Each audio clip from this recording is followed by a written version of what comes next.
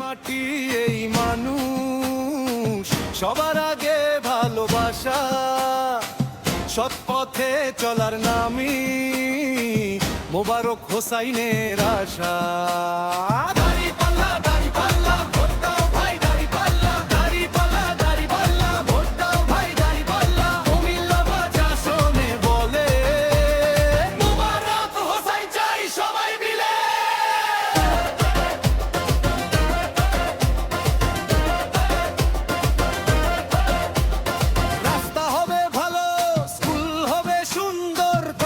কাজ চাই এই মানুষটাই সব